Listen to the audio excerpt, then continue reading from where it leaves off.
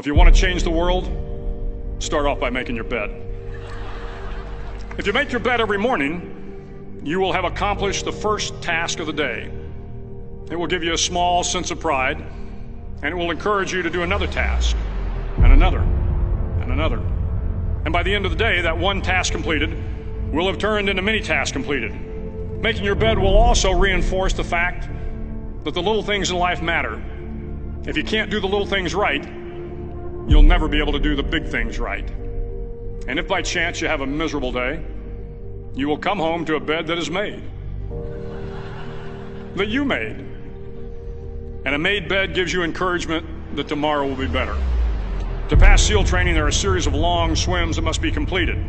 One is the night swim. Before the swim, the instructors joyfully brief the students on all the species of sharks that inhabit the waters off San Clemente. They assure you, however, that no student has ever been eaten by a shark, at least not that they can remember. But you are also taught that if a shark begins to circle your position, stand your ground. Do not swim away. Do not act afraid.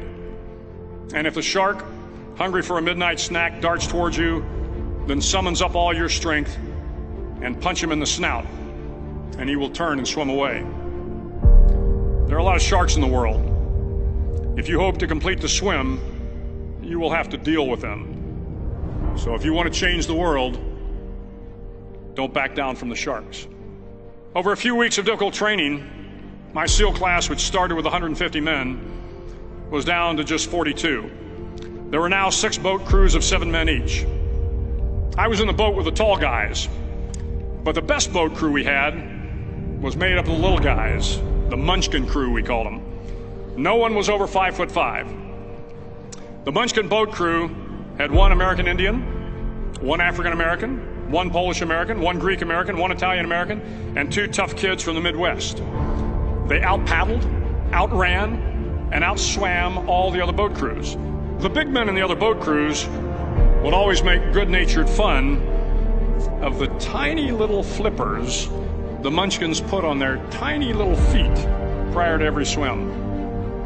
But somehow these little guys from every corner of the nation and the world always had the last laugh, swimming faster than everyone and reaching the shore long before the rest of us.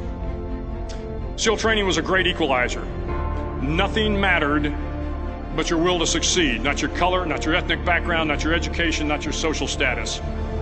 If you want to change the world, measure a person by the size of their heart, not by the size of their flippers. The 9th week of training is referred to as Hell Week.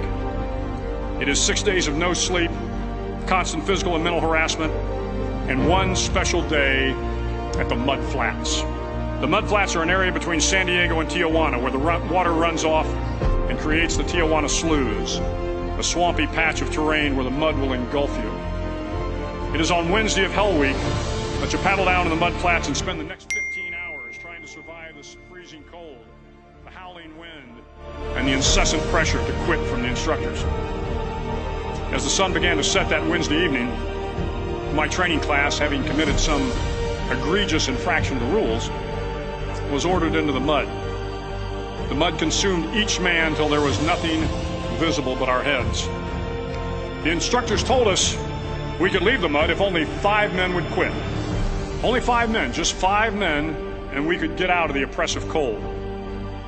Looking around the mud flat, it was apparent that some students were about to give up. It was still over 8 hours till the sun came up. 8 more hours of bone-chilling cold. The chattering teeth and the shivering moans of the trainees were so loud, it was hard to hear anything. And then one voice began to echo through the night. One voice raised in song. The song was terribly out of tune, but sung with great enthusiasm.